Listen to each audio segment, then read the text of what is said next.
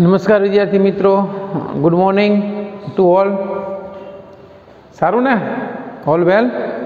તો વાંધો નહીં. ભૌતિક વિજ્ઞાન વિષયના પ્રકરણ નંબર 7, જેમનું નામ છે કણોનું તંત્ર અને ચાક ગતિ, જેમના લાસ્ટ લેક્ચરની અંદર આપણે સરસ મજાના બે ઉદાહરણો આપણે સમજ્યા હતા કે જે જડત્વની ચાક માત્રાના સિદ્ધાંત ઉપર કામ કરતા હતા. એ બે ઉદાહરણો આપણે ગણ્યા. આજે આપણે જે ચાક ગતિમાં અગત્યનો પોર્શન છે એવું આપણું ધોરણ 11 સાયન્સની અંદર પ્રકરણ નંબર આપણું 7 અને લેક્ચર છે આપણો 14મા લેક્ચરની અંદર આપણે મળીએ છીએ, રાઈટ? તો વિદ્યાર્થી મિત્રો, આજે આપણે જે સમજવાનું છે એ જડત્વની ચાક માત્રા. બરાબર સમજજો, જડત્વની ચાક માત્રા, બરાબર, મોમેન્ટ ઓફ ઇનર્શિયા, જેને આપણે આઈ કહીએ છીએ. અત્યાર સુધી આપણને એવો પ્રશ્ન થયો કે રેખીય ગતિ થતી હોય એની અંદર પદાર્થનું દળ એ અગત્યનો ભાગ ભજવે છે.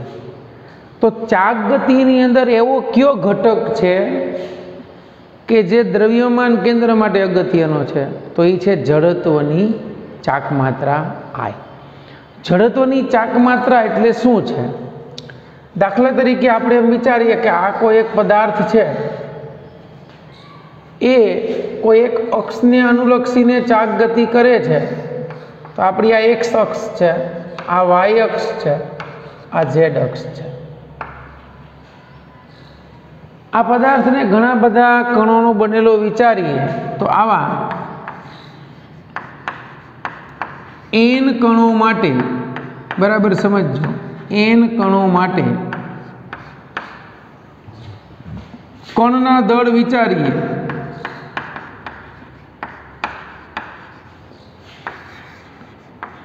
દળ અનુક્રમે m1 m2 up to mn, અને એ દરેક કણના સ્થાન સદિશ જો આપણે બાળકો વિચારીએ તો એ સ્થાન સદિશ r1 r2 up to rn છે. આપણે આ વિચાર્યું આવા n કણો માટેનું તંત્ર છે. આ એનું ઉગમ બિંદુ છે. હવે આપણને ખબર છે કે ચાક ગતિ કરતો દરેક કણ, ચાક ગતિ કરતો દરેક કણ, બરાબર સમજો, દરેક કણ વર્તુળમય ગતિ કરે છે. કેવી ગતિ કરે છે? વર્તુળમય ગતિ. અને વર્તુળમય ગતિ કરે તો વર્તુળમય ગતિનું કેન્દ્ર એક નિશ્ચિત સુરેખા ઉપર સ્થિર હોય. અને વર્તુળમય ગતિ કરે તો દરેક કણનો વેગ અલગ અલગ હશે. દરેક કણનો વેગ પણ હશે, કારણ કે હર વખતે વેગની દિશા તો બદલાય છે અને વેગનું મૂલ્ય બદલાય, અલગ અલગ વેગ હશે. સ્થાનાંતરીય સંતુલનમાં નથી. સ્થાનાંતરીય સંતુલનમાં આપણને ખબર છે કે એનો વેગ સરખો હશે. અહીંયા ભ્રમણાક્ષ ઉપર જે કણ હશે એનો વેગ 0 હશે. ભ્રમણાક્ષથી દૂર જતા જશો એમ એનો વેગ વધતો જશે. આમાં નજીકના કણનો વેગ ઓછો હશે, દૂરના કણનો વેગ વધારે હશે. દરેક કણના સ્થાન સદિશ હશે. તો હવે આપણે એવું વિચારીએ કે અહીં જો આ દ્રઢ પદાર્થની ગતિ ઉર્જાની વાત કરીએ તો દ્રઢ પદાર્થની ગતિ ઉર્જા એને આપણે કે કહેશું. તો ગતિ ઉર્જા k = 1/2 mv² થાય. તો અહીંયા આપણને ખબર છે આને અક્ષને અનુલક્ષીને આમ ચાક ગતિ કરે છે એટલે આનો કોણીય વેગ એ ઓમેગા છે. તથા આપણને એક સંબંધ ખબર છે બાળકો કે v = r × ઓમેગા. આ સંબંધ આપણને ખબર છે, કેપિટલ R રાખો તો r ઓમેગા. તો અહીં I જેટલા કણોના, અથવા તો I આપણે n કણોના બનેલા તંત્ર માટે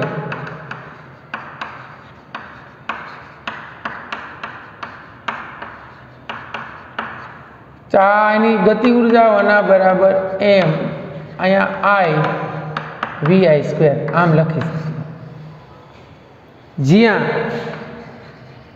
I बराबर 1 થી n એટલે કુલ ગતિ ઉર્જા કે ગણી સિગ્મા I બરાબર 1 થી n આ 1 આ વચળ થઈ જાય અહીંયા ki લખી શકું કેમ તો કે પહેલો કણ હોય તો એના માટે હું લખી શકું mi ri m1 r1 square બીજા કણ માટે લખી શકું m2 r2 સ્ક્વેર ત્રીજા કણ માટે લખી શકું m3 r3 સ્ક્વેર n માં કણ માટે લખી શકું mn rn સ્ક્વેર હવે આપણને એમ થાય ki સ્ક્વેર તો લખ્યું v બરાબર r ઓમેગા છે તો ખરેખર તો તમે અહીંયા ચાક ગતિ ઉર્જા લખો તો 1/2 m I અહીંયા લખી શકું ir સ્ક્વેર ઓમેગા સ્ક્વેર આવું લખી શકું અહીંયા ઓમેગા શું કામ લખ્યું દરેક કણમાં કે ઓમેગા અચળ છે ઓમેગા બદલાવાનો નથી પહેલો કણ હોય બીજો કણ હોય ત્રીજો કણ હોય કોની એક જ દિશામાં રહેવાનો તો હવે આપણે જે ચાક ગતિ ઉર્જા મારે લખવી ને સોરી રેખીય ગતિ ઉર્જા તો 1/2 mi ri square omega square થઈ ગયું ને તો k = સિગ્મા I બરાબર 1 થી n mi ri square omega square ને 1/2 m તો અહીંયા આ સૂત્ર સીધું હું આમ લખું છું 1/2 I ઓમેગા સ્ક્વેર આને હવે કહેવાય ચાક ગતિય ઉર્જા આને દ્રઢ પદાર્થની ચાક ગતિય ઉર્જા કહેવાય ઓલી રેખીય ઉર્જા હતી ને એમાં અહીંયા ચાક ગતિય ઉર્જા થઈ ગઈ અને ચાક ગતિય ઉર્જા થઈ ગઈ એટલે I બરાબર આપણે એવું લખ્યું સિગ્મા I બરાબર 1 થી n mi ir સ્ક્વેર એટલે I બરાબર mr સ્ક્વેર અને કહેવાય જડત્વની ચાક માત્રા આ કોઈ પણ પદાર્થ માટે દ્રઢ પદાર્થ માટે ચાક ગતિ કરતો હોય તો એની જડત્વની ચાક માત્રા વ્યાખ્યાયિત કરી શકીએ તો I નો એકમ થાય કિલોગ્રામ મીટર સ્ક્વેર અને જડત્વની ચાક માત્રાનું પારિમાણિક સૂત્ર m1 l2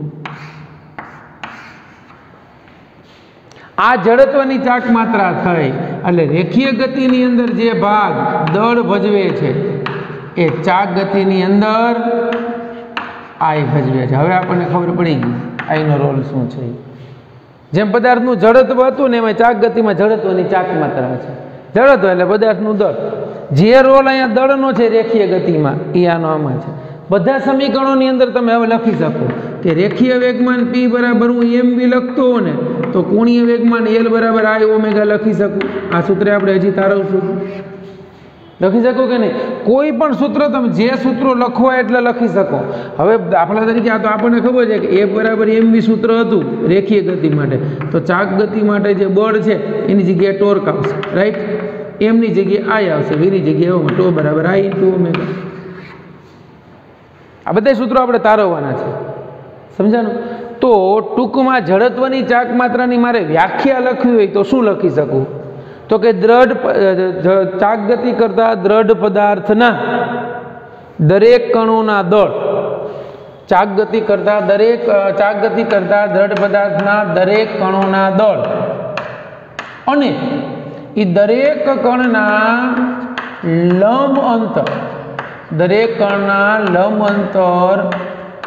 ના વર્ગના ગુણાકાર એટલે દરેક કણનું દળ m એનું લંબ અંતર r એના વર્ગના ગુણાકારને જડત્વની ચાક માત્રા I કહેવાય આ થઈ ગઈ જડત્વની ચાક માત્રા I ની વ્યાખ્યા એટલે દ્રઢ પદાર્થ n કણોનો બનેલો હોય તો દરેક કણનું દળ m એ દરેક કણનું લંબ અંતર r એનો વર્ગ એનો ગુણાકાર એને કહેવાય એ પદાર્થની જડત્વની ચાક માત્રા I એટલું ક્લિયર થઈ ગયું બાળકો એટલે જડત્વની ચાક માત્રા I બરાબર mr સ્ક્વેર એટલું સમજાણું હવે આપણે સમજવાની છે જડત્વની ચાક માત્રા I એના ઉપરથી એક રિંગ માટે અને એક સળિયા માટે જડત્વની ચાક માત્રા કેમ મળી શકે એ અને પછી આપણે જોશું ચક્રાવર્તનની ત્રિજ્યા ઓકે ચાલો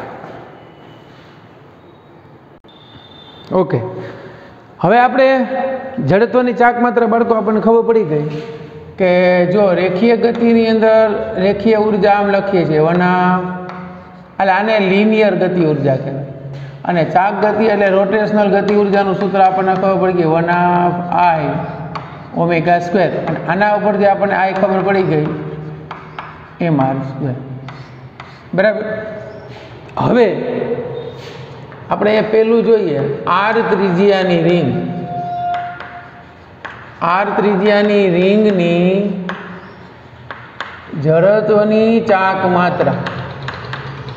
હવે જેમ પદાર્થમાં દળ જે છે એનું વિતરણ હોય ને એની ઉપર આ ચાક માત્રા આધાર રાખે. જેમ દ્રવ્યમાન કેન્દ્રમાં આપણે જોયું હતું, બરાબર, એમ અહીંયા આર ત્રિજ્યાની રિંગની જડત્વની ચાક માત્રા આપણે શોધવી છે. તો આ કેન્દ્ર છે, આ આર ત્રિજ્યાની રિંગ છે, આ ત્રિજ્યા આર છે. આની જડત્વની ચાક માત્રા શોધી છે, ધ્યાન આપજો. આ રિંગ આ અક્ષને અનુલક્ષીને પરિભ્રમણ કરે તો એનો કોણીય વેગ ઓમેગા છે. તો v = r ઓમેગા સંબંધ થાય. તો આ રિંગની ગતિ ઉર્જા k = 1/mv² લખીએ છીએ. v = r ઓમેગા મૂકો એટલે 1/m r² ઓમેગા² થઈ ગયું. આ સમીકરણને 1/i² સાથે સરખાવો એટલે બાળકો આપણને i મળી ગયું mr². એટલે આ i mr² રિંગની જડત્વની ચાક માત્રા. બરાબર સમજો, રિંગની જડત્વની ચાક માત્રા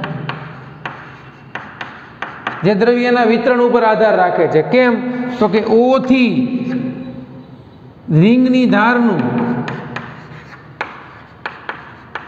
એટલે એની ત્રિજ્યા થઈ ગઈ અંતર દરેક બિંદુ માટે સમાન છે. જો એટલે આ એક દ્રવ્યમાન કેન્દ્રને અનુલક્ષીને અથવા તેના ભૌમિતિક કેન્દ્રને અનુલક્ષીને જડત્વની ચાક માત્રા રિંગ માટે કેટલી થાય? પોલી રિંગ હોય આ એની અક્ષ, આને અનુલક્ષીને બધા કણોના અંતરો આમ સરખા હશે એટલે આ અક્ષ થઈ ગઈ. એને અનુલક્ષીને રિંગની જડત્વની ચાક માત્રા I = mr² થાય. જો એમ તમે કેપિટલ લ્યો તો એની ચાક માત્રા mr² થઈ ગઈ. આ થઈ ગઈ રિંગની ભૌમિતિક અક્ષને અનુલક્ષીને એની જડત્વની ચાક માત્રા. આ કેસ આપણે રિંગનો જોયો, બરાબર. હવે બીજો જોઈએ, એમ દળ અને એલ લંબાઈ ધરાવતા સળિયા માટે જડત્વની ચાક માત્રા I. ધારો કે આ એક સળિયો છે, આખા સળિયાનું દળ એમ છે. આ સળિયો એટલે આપણે એક આવું વિચારીએ, આમ સળિયો છે, આ તમારે આ સળિયો છે, એની લંબાઈ આખી સળિયાની લંબાઈ જે છે એ L છે, બરાબર. આખી સળિયાની લંબાઈ કેટલી છે? L છે. આ એનું સેન્ટર છે. આને અનુલક્ષીને સળિયો પરિભ્રમણ કરે ઓમેગા જેટલી ઝડપથી. આમ સળિયો પરિભ્રમણ કરે છે એટલે ચાક ગતિ કરે તો આ એનું સેન્ટર થઈ ગયું. અહીંથી આ અંતર L/2 છે, લંબાઈ સ્મોલ l છે. આ અંતર L/2 છે. તો દ્રવ્યમાન કેન્દ્રથી આ બાજુનું દળ ગણો તો m/2 થાય, આ બાજુનું દળ ગણો તો m/2 થાય. સળિયાનું આખું દળ m છે, બરાબર. હવે તો કે જડત્વની ચાક માત્રાની વ્યાખ્યા મુજબ જડત્વની ચાક માત્રાની સૂત્ર શું છે? તો કે I = mr². તો એના પરથી આ બાજુના ભાગ માટે જડત્વની ચાક માત્રા m એટલે m/2, r એટલે L/2 એનો વર્ગ પ્લસ ઓલી બાજુનું m/2 અને L/2 એનો વર્ગ. તો આ જડત્વની ચાક માત્રા સળિયા માટે કેટલી થઈ? તો કે ml²/8 પ્લસ I ml²/8 થાય ને. L નો વર્ગ ને 4 4 દુ 8, L નો વર્ગ ને 4 દુ 8 એટલે I બરાબર શું મળ્યું?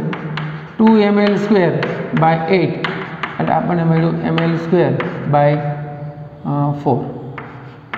એટલે આ ચાક માત્રા ધ્યાન આપજો સળિયાના દ્રવ્યમાન કેન્દ્રને અનુલક્ષીને થઈ. કારણ કે આપણને ખબર ઉગમ બિંદુ ઉપર તો આધાર રાખે છે દળનું વિતરણ. સળિયાના દ્રવ્યમાન કેન્દ્રને અનુલક્ષીને જડત્વની ચાક માત્રા.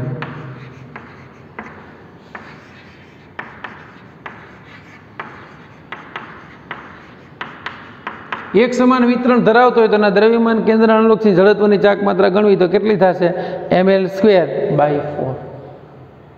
આ ક્લિયર થયું બાળકો?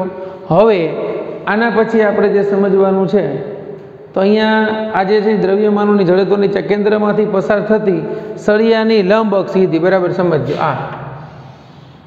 બરાબર. હવે આના ઉપરથી આપણે પછી બે પ્રમેયો આવશે, સમાંતર અક્ષ પ્રમેય, લંબ અક્ષ પ્રમેય, બરાબર. એટલું આપણને સમજાઈ ગયું હશે આ રિંગની જડત્વની ચાક માત્રા, આ સળિયાની જડત્વની ચાક માત્રા. હું તમને હમણાં ચક્રાવર્તનની ત્રિજ્યા સમજાવું છું. ચક્રાવર્તનની ત્રિજ્યા સમજાઈ જાય ને પછી આપણે જુદા જુદા અમુક પદાર્થોની ચાક માત્રા, જડત્વની ચાક માત્રા અને ચક્રાવર્તનની ત્રિજ્યા વચ્ચેનો સંબંધ એ આપણે સમજીશું. બરાબર છે? તો અહીંયા જડત્વની ચાક માત્રા આઈ તમે જુઓ તો જડત્વની ચાક માત્રા આઈ બાળકો mr² લખો છો એટલે ખરેખર આ કેની ઉપર આધાર રાખે છે? તો કંઈક તો પદાર્થના દળ ઉપર, અને બીજું એના કેન્દ્ર ક્યાંથી લ્યો છો તમે ચાક માત્રા, કેને અનુલક્ષી લ્યો છો? એ અંતર આર ઉપર.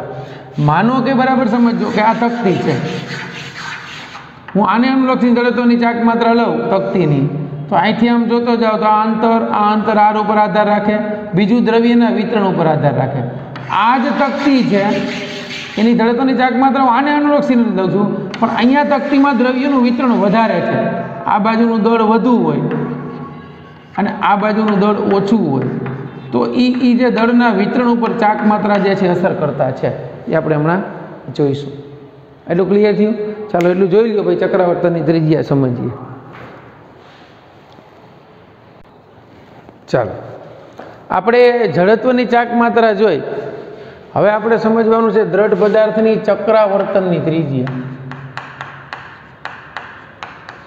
ચક્રાવર્તનની ત્રિજ્યા એને કહેવાય કે. બરાબર? જડત્વની ચાક માત્રા બાળકો આપણે જોઈએ એમાં જોયું કે I બરાબર mr². આ દ્રવ્યના વિતરણ ઉપર આધાર રાખે અને અંતર ઉપર આધાર રાખે. એ અક્ષ છે એના નમન ઉપર આધાર રાખે, દ્રવ્યનું વિતરણ કેવું છે એની ઉપર આધાર રાખે. જેમ રેખીય ગતિની અંદર દળ જે છે એ એની સ્થાનાંતરિત ગતિ માટે જવાબદાર છે કે એમાં ફેરફાર કરી શકે. દળ વધારે હોય તો સ્થાનાંતરમાં એટલો ઝડપથી ફેરફાર થાય. એમ અહીંયા ચાક માત્રા આય છે ને એ એના ચાક ગતિય સંતુલન માટે કે ચાક ગતિ માટે જરૂરી છે. જડત્વની ચાક માત્રા આય, બરાબર, એ જે છે એ પરિભ્રમણ માટે આ આય જે છે એની રિક્વાયરમેન્ટ છે. તો હવે આપણે સમજવાની ચક્રાવર્તનની ત્રિજ્યા એ શું છે. ધારો કે આ કોઈ એક અક્ષ છે અને આ એક દ્રઢ પદાર્થ છે. આ અક્ષ જે છે એ ધારો કે આપણે લઈ લઈએ P થી P' અક્ષ છે, એ ચાક ગતિ કરે છે અને ઓમેગા જેટલો કોણીય વેગ છે. એટલે આમ પરિભ્રમણ કરે છે આ અક્ષ અનુલક્ષીને. એના દરેક કણો જે છે, આ જુદા જુદા કણો આપણે લઈએ, બરાબર, તો આ દરેક કણનો સ્થાન સદિશ આપણે લઈ શકીએ. આનો સ્થાન સદિશ R1, આનો R2, આનો R3, આનો R4, આનો R5, આનો R6, આનો R7, આનો R8. આપણે 8 જ કણો લીધા છે. અહીં n કણોના બનેલા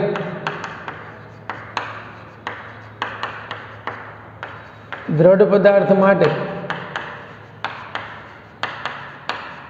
જડત્વની ચાક માત્રા મારે પહેલાં લખવી હોય તો જડત્વની ચાક માત્રા I = પહેલા કણનું દળ m1 એનો સ્થાન સદિશ R1, બીજા કણનું દળ m2 એનો સ્થાન સદિશ R2, પ્લસ અપ ટુ એનમાં કણનું દળ mn એનો સ્થાન સદિશ. હવે આપણે વિચારીએ કે જો બધાયનું દળ સમાન હોય,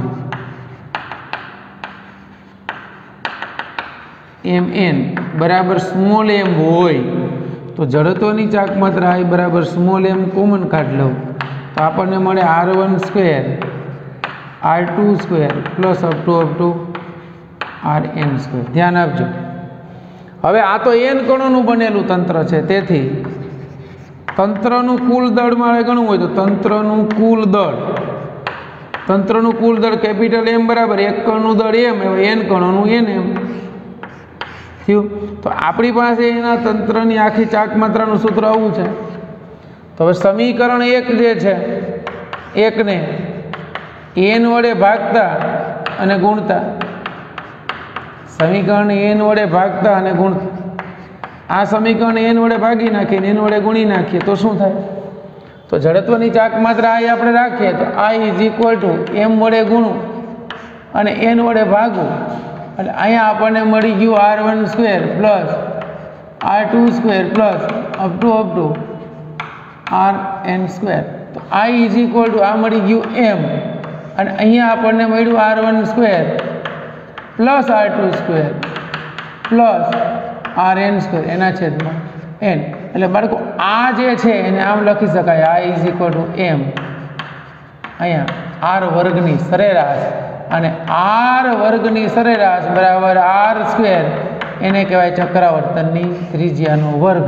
એટલે ચક્રાવર્તનની ત્રિજ્યા ઇઝ ઇક્વલ ટુ આમ લખી શકો આના વર્ગની સરેરાશનું વર્ગમૂળ. એટલે આ એનું આરએમએસ મૂલ્ય થયું. કેનું આરએમએસ મૂલ્ય? આરનું આરએમએસ, અંતરનું આરએમએસ મૂલ્ય થયું. બરાબર. અહીંયા આનું વર્ગમૂળ કાઢી નાખો એટલે અહીંયા વર્ગમૂળ આવી ગયું.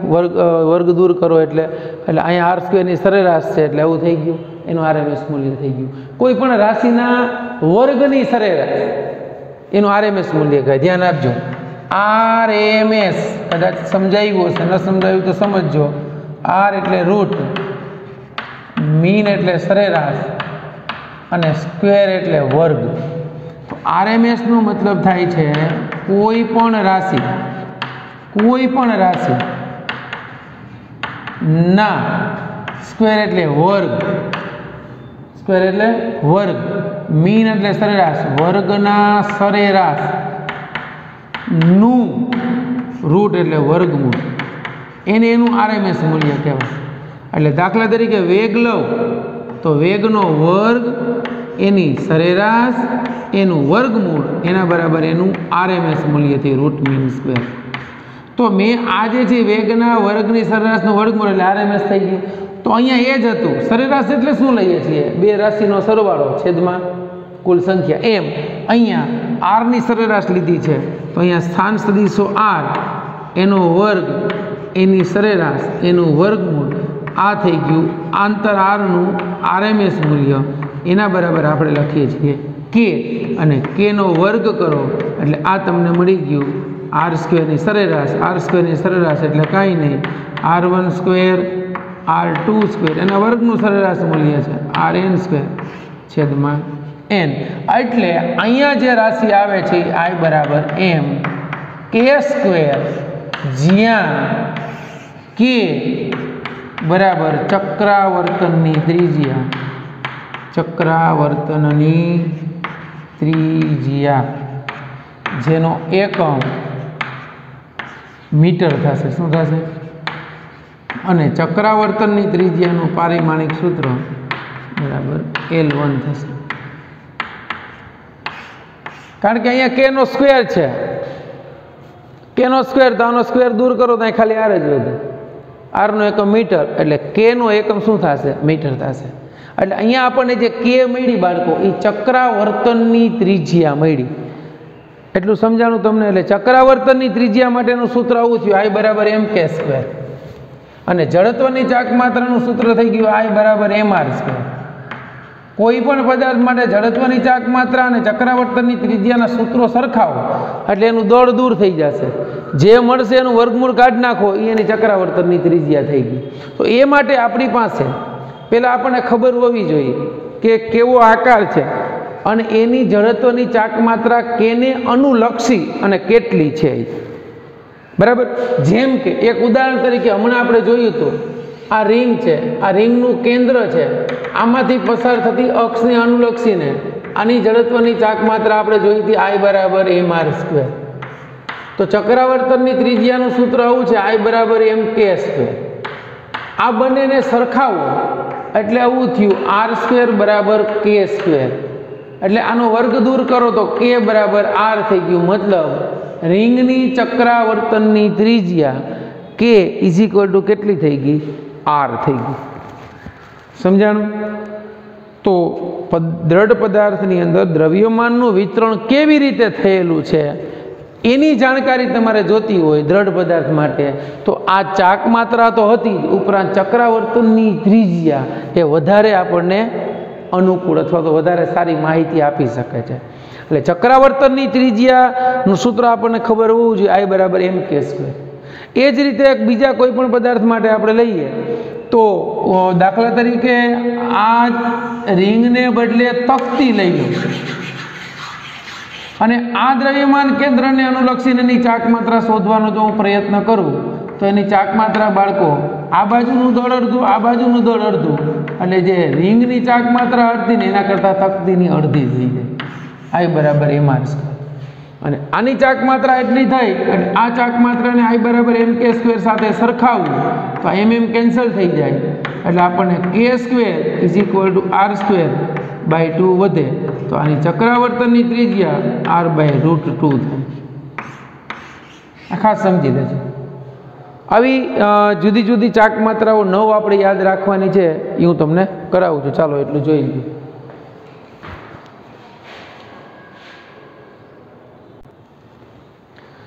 ઓકે બાળકો, તો હવે આપણે જડત્વની ચાક માત્રા I ને ચક્રાવર્તનની ત્રિજ્યા એ જોઈ। હવે આપણે નિયમિત આકારના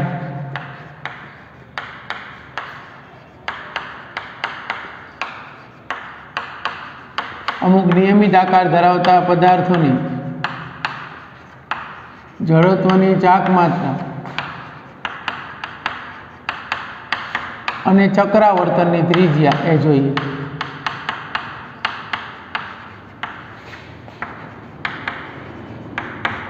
બરાબર। હવે આપણને ખબર છે ભાઈ કે જડત્વની ચાક માત્રા માટે I બરાબર mr² લીધું અને ચક્રાવર્તનની ત્રિજ્યા માટે I બરાબર mk² લીધું। બરાબર। હવે અહીંયા જડત્વની ચાક માત્રા કેની ઉપર આધાર રાખે ભાઈ? તો કે પદાર્થના દળ ઉપર આધાર રાખે। તો કે હા, મતલબ દ્રવ્યમાન ઉપર, દ્રવ્યના વિતરણ ઉપર આધાર રાખે છે, એ આપણને એ ખબર પડી। પછી પદાર્થના આકાર ઉપર આધાર રાખે છે, કઈ અક્ષને અનુલક્ષીને લીધી છે એની ઉપર આધાર રાખે છે। બરાબર। તો આ જે છે એ પરિભ્રમણ અક્ષની સ્થિતિ ઉપર આધાર રાખે। હમણાં આપણે આગળ જતા જોશું, હજી સમાંતર અને લંબ અક્ષ પ્રમેય નેક્સ્ટ લેક્ચરની અંદર આવશે, એમાં જોશું કે ભાઈ જે અક્ષને અનુલક્ષી લીધીની અક્ષ બદલાઈ જાય તો દ્રવ્યનું વિતરણ બદલાઈ જાય। દ્રવ્યમાન કેન્દ્રમાંથી અક્ષ આમ ખસે તો બધું દ્રવ્ય ઓલી બાજુ વહી ગયું, તો આ અક્ષને અનુલક્ષીને ચાક માત્રા બદલાશે, આને અનુલક્ષીને જુદી હશે, ઓલી બાજુની અક્ષને અનુલક્ષીને જુદી હશે। અહીંયા આપણે હવે સમજવાનું છે નિયમિત આકાર ધરાવતા પદાર્થો માટે પહેલું ધ્યાન આપજો, બહુ સિમ્પલ છે, બધી વસ્તુ યાદ રહી જશે। અહીંયા અત્યારે આપણે ઉદાહરણ જોઈ ગયા, ફરી જોઈએ। આ રિંગ છે, આ રિંગનું કેન્દ્ર છે, તો આ રિંગના કેન્દ્રને અનુલક્ષીને જડત્વની ચાક માત્રા મારે જોઈએ છે, તો આની જડત્વની ચાક માત્રા થશે બાળકો mr², આની ચક્રાવર્તનની ત્રિજ્યા mk², બંનેને સરખાવો એટલે કે આ mm કેન્સલ એટલે k²r², એટલે રિંગ માટે જડત્વની ચાક માત્રા અને ચક્રાવર્તનની ત્રિજ્યા આ થઈ। આવું જ બીજું ઉદાહરણ છે રિંગ। રિંગ પછી જેવું રિંગનું થાય એવું જ અહીંયા જોજો, પોલો નળાકાર। પોલો નળાકાર આ જે છે એ રિંગ છે, આ છે એ પોલો નળાકાર છે। તો પોલા નળાકારની ભૌમિતિક અક્ષ છે, એને અનુલક્ષીને એની જડત્વની ચાક માત્રા પોલા નળાકાર માટે mr² થશે, આ અંતર r છે। અહીંયા I બરાબર mk² સાથે આને સરખાવશો એટલે બાળકો આની ચક્રાવર્તનની ત્રિજ્યા k બરાબર r થશે। એટલે આપણી પાસે આ બંનેની ત્રિજ્યાઓ સરખી મળી, જડત્વની ચાક માત્રા અને ચક્રાવર્તનની ત્રિજ્યા। એક જે છે એ પોલી રિંગ માટે છે, બીજું જે છે એ પોલા નળાકાર માટે છે, આટલું યાદ રાખવાનું। બરાબર।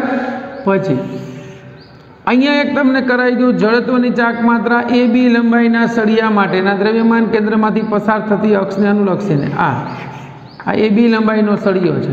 બરાબર। આની ભૌમિતિક અક્ષ છે, આની જડત્વની ચાક માત્રા I બરાબર થશે ml²/12, જે આપણે સાબિત કરવી હોય તો એ કરી શકીએ।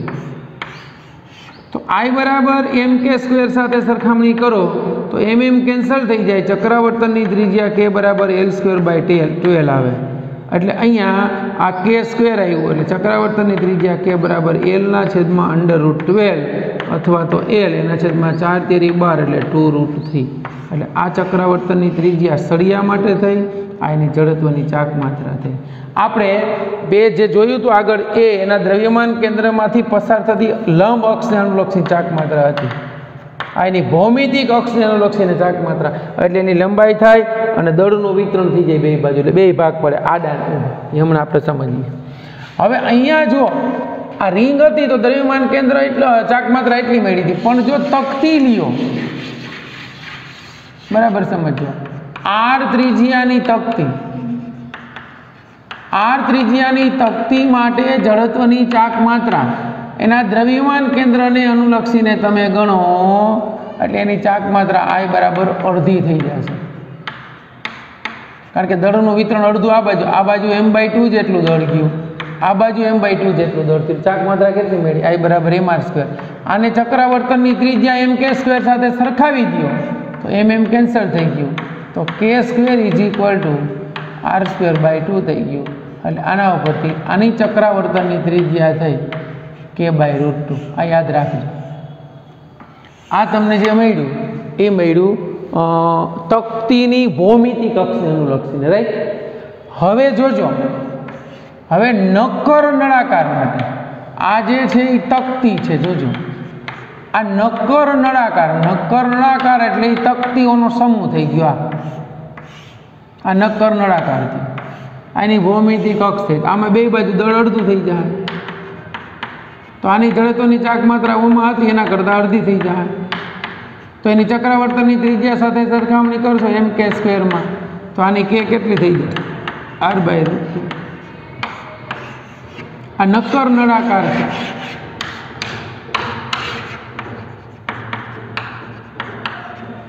રેડી?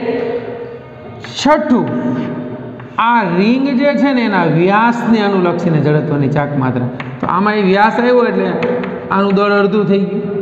આ જે છે રિંગના વ્યાસને અનુલક્ષીને જડત્વની ચાક માત્રા. રિંગના વ્યાસ એટલે કોઈ પણ વ્યાસ, ગમે ત્યાંથી વ્યાસ દોરો, વ્યાસ માટે જડત્વની ચાક માત્રા. તો એમાં દળનું વિતરણ અડધું થઈ જશે એટલે એની ચાક માત્રા અડધી થઈ જશે. કેટલી થશે ભાઈ? તો કે mr²/2. આ જડત્વની ચાક માત્રા હતી. તો ચક્રાવર્તનની ત્રિજ્યાનું સૂત્ર તો 1/mk² છે. 1/mk². સરખાવો તો આની k કેટલી થઈ? r/√2. જો તમને સરળતાથી યાદ રહે ને બાળકો, એટલે મેં આ ત્રણેય અહીંયા લખ્યા છે. જો આ ત્રણેયનું સરખું છે. તક્તીની જે ભૌગોલિક મતલબ ભૌમિતિક અક્ષ, નક્કર નળાકારની ભૌમિતિક અક્ષ અને રિંગનો વ્યાસ, એની ચાક માત્રા mr²/2, mr²/2, mr²/2. આ બેયની mr², આની ml²/12. હવે આપણી પાસે હજી એક વૈધી છે અલગ પ્રકારની, થોડીક સાતમી. એ આ તક્તી છે ને, હવે આપણે છે ને તક્તીની લંબ અક્ષને અનુલક્ષીને બે ભાગ કર્યા. હવે સમાંતર અક્ષને અનુલક્ષીને ભાગ કરો તો આ બે ભાગ તો થયા જ, તો અડધું દળ થયું. ઉપરાંત એની અક્ષને અનુલક્ષીને ભાગ પડ્યા એટલે તક્તીની જે જાડાઈ હતી એટલે દળના હજી બે ભાગ પડ્યા. એટલે આની જડત્વની ચાક માત્રા એના કરતાં અડધી થઈ જાય, અડધાની અડધી mr²/4. અને I બરાબર આપણે શું લખતા હતા ભાઈ? તો કે I બરાબર આપણે લખીએ છીએ mk². તો આને સરખાવો તો આનું k² શું થયું? r²/4. તો આનું k કેટલું થશે? r/2. બરાબર? એટલે તક્તીની જડત્વની ચાક માત્રા mr²/4 થાય. કેવી? વ્યાસને અનુલક્ષીને. આ તક્તી કેના માટે? તક્તીના કોઈ વ્યાસને અનુલક્ષીને.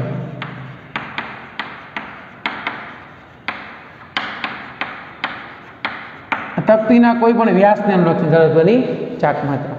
તો આપણને 7 થઈ ગઈ. હવે 8મું, આ ગોળો છે. પોલા ગોળા માટે બરાબર સમજો. પોલા ગોળા માટે એના કેન્દ્રમાંથી પસાર થતી અક્ષ, એટલે એના કેન્દ્રમાંથી ગમે એમાં અક્ષ પસાર થાય તો એની જડત્વની ચાક માત્રા I બરાબર 2/5 mr² થાય. આ યાદ રાખજો. Sorry, 2/3 mr². પોલા ગોળા માટે 2/3. અને 9મું જે છે નક્કર ગોળા માટે. આ નક્કર ગોળો છે. નક્કર ગોળા માટે એના દ્રવ્યમાન કેન્દ્રમાંથી પસાર થતી અક્ષને અનુલક્ષીને જડત્વની ચાક માત્રા 2/5 mr² થાય. અને I બરાબર mk² થાય. અહીંયા I બરાબર mk² થાય. એને સરખાવો એટલે k² કેટલું થશે? તો કે 2/3 r². તો કેન્સલ થાય. તો આની ચક્રાવર્તનની ત્રિજ્યા √2/3 × r થાય. આ જોજો પોલા ગોળા માટે. અને અહીંયા આપણે સરખાવીએ તો k² = 2/5 r² થાય. એટલે ચક્રાવર્તનની ત્રિજ્યા k = 2/5 r વર્ગમૂળની 12 છે. બસ પૂરું. એટલું યાદ રાખવાનું છે. આ યાદ રાખો ને બાળકો, એટલે ચાક ગતિના MCQ જીમાં, નીટમાં, ગુજરાત બોર્ડમાં ગમે ત્યાં પૂછાય, આવડી જાય. એટલું તમને યાદ રહેવું જોઈએ કે ચાક માત્રા ચક્રાવર્તનની ત્રિજ્યાની વચ્ચેનો સંબંધ તમને ગમે ત્યાં પૂછે, થોડું દિન આવડી જવું જોઈએ. હજી આપણે સમાંતર અને લંબ અક્ષ પ્રમેય નેક્સ્ટ લેક્ચરની અંદર જોશું ત્યારે હજી તમને સમજાવીશ દીપમાં વધારે કે ચાક માત્રા I કે ચક્રાવર્તનની ત્રિજ્યા k છે, દળનું વિતરણ બદલાય, ભૌમિતિક અક્ષ બદલાવો, તો ચાક માત્રા કઈ રીતે બદલાવી. એટલું ક્લિયર થયું બાળકો? તો આ લેક્ચર આપણે અહીંયા સુધી રાખીએ છીએ. ફરીવાર એકવાર એટલું લાસ્ટ રિવાઇઝ કરી દઉં છું કે પોલી રિંગ હોય, મતલબ રિંગ કે પોલો નળાકાર, એની ચાક માત્રા mr², એના દ્રવ્યમાન કેન્દ્રની અક્ષને અનુલક્ષી. સળી હોય તો ml²/12. પછી આ રિંગની વ્યાસ, તકતીનું કેન્દ્ર અને નક્કર નળાકાર, આ ત્રણેયની ચાક માત્રા mr²/2. પછી તકતીના વ્યાસને અનુલક્ષીને r/mr²/4. પોલા ગોળા માટે 2/3 mr², નક્કર ગોળા માટે 2/5 mr². ક્લિયર? તો આ લેક્ચર અહીં સુધી રાખું છું. Best of luck.